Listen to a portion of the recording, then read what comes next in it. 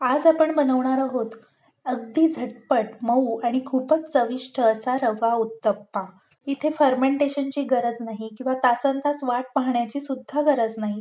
फक्त 10 मिनिटात झटपट तयार होणारा हा नाश्ता आहे.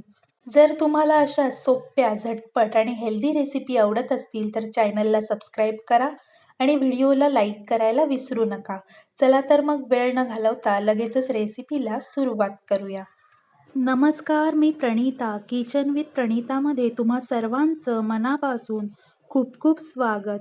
सर्वात आधी इथे मी एक मिक्सरचं भांडं घेतलेलं आहे आणि त्यामध्ये घरातील एका वाटीचा वापर करून 1 वाटी इतका रवा घेतलेला आहे. इथे मी मध्यम जाडीचा रवा घेतलेला आहे.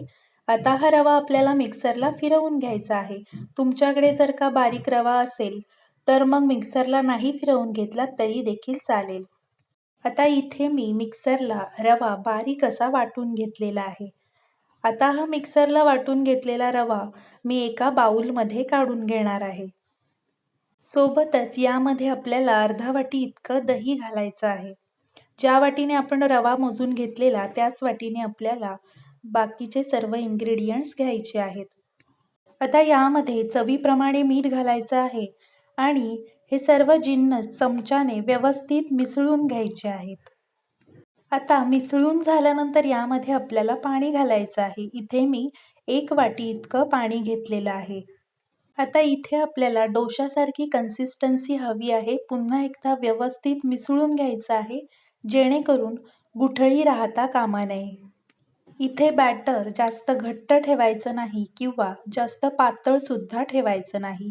आता व्यवस्थित मिसळून झाल्यानंतर यावरती आपल्याला झाकण ठेवायचं आहे आणि 15 मिनिटं हे मिश्रण असंच आपल्याला बाजूला ठेवायचं आहे. म्हणजे यामध्ये आपण जो रवा घातलेला आहे तो रवा छान फुलून येईल. तोपर्यंत इथे मी भाज्या चिरून घेतलेल्या आहेत.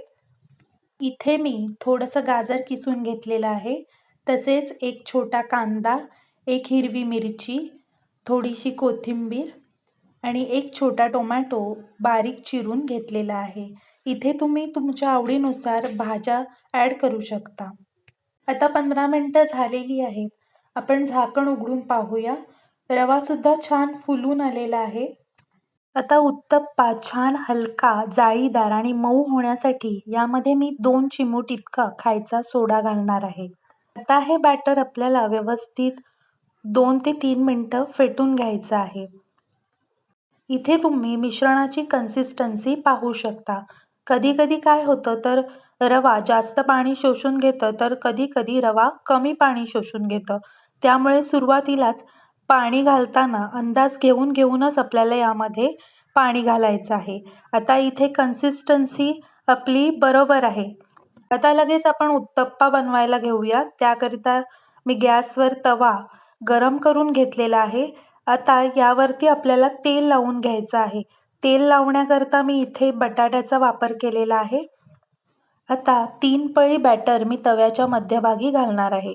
बॅटर तव्यावर घालताना इथे मी गॅसची आच लहान ठेवलेली आहे. आता हलक्या हाताने आपल्याला बॅटर तव्यावर गोलाकार पसरवून घ्यायचं आहे.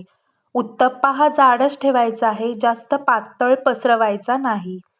बॅटर तव्यावर पसरवून झाल्यानंतर यावरती आपल्याला भाज्या घालायच्या आहेत. इथे तुम्हाला शिमला मिरची आवडत असेल तर ती सुद्धा तुम्ही इथे घालू शकता. आता यावरती तुम्हाला चाट मसाला घालायचा असेल तरी देखील घालू शकता. आता एखादं उलथनं घ्यायचं आहे आणि या भाज्या हलक्याशा दाबून घ्यायच्या आहेत. म्हणजे या भाज्या उत्तप्प्याला छान चिकटून बसतील. इथे उत्तप्प्यावर भाज्यासुद्धा छान दिसत आहेत. आता मात्र मी गॅसची आच मध्यम ठेवलेली आहे आणि यावरती झाकण ठेवून आपल्याला 2 ते 3 मिनिटं मध्यम आचेवर हा उत्तप्पा शेकवून घ्यायचा आहे. आता 2 ते 3 मिनिटानंतर आपण झाकण काढून पाहूया आणि एखादं उलथनं घ्यायचं आहे आणि हा उत्तप्पा उलटवून दुसऱ्या बाजूने सुद्धा छान असा शेकवून घ्यायचा आहे. इथे तुम्ही पाहू शकता उत्तप्प्याला जाळीसुद्धा खूप छान आलेली आहे. दोन्ही बाजूने छान असा खरपूस हा उत्तप्पा शेकवून घ्यायचा आहे आणि एका प्लेटमध्ये आता हा आपण काढून घेणार आहोत.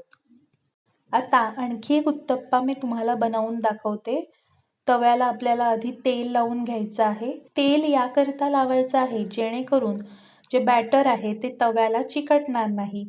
आता तेल लावून झाल्यानंतर 2 पळी बॅटर मी तव्याच्या मध्यभागी घालणार आहे आणि हलक्या हाताने आपल्याला हे बॅटर जाडसर असं गोलाकार पसरवून घ्यायचं आहे.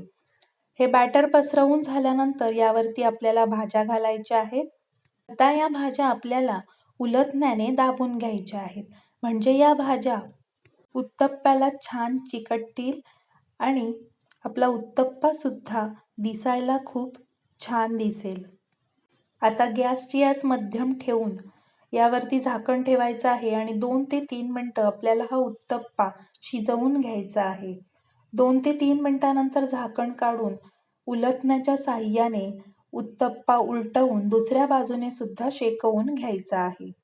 आणि दोन्ही बाजूने छान असा हा उत्तप्पा शेकवून झाल्यानंतर आपण हा उत्तप्पा एका प्लेटमध्ये काढून घेणार आहोत. गरमागरम उत्तप्पा तुम्ही नारळाच्या चटणीसोबत किंवा टोमॅटो सॉससोबत सुद्धा खाऊ शकता. हा नाश्ता मुलांच्या डब्यासाठी सुद्धा एकदम परफेक्ट आहे आणि अचानक पाहुणे जरी आले तरी पटकन बनवता येतो.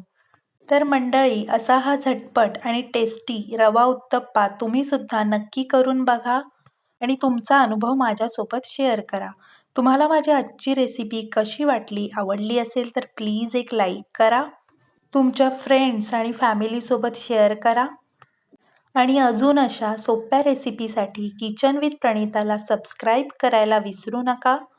चला तर मग पुन्हा भेटूया एका नवीन आणि चविष्ट रेसिपीसोबत. धन्यवाद.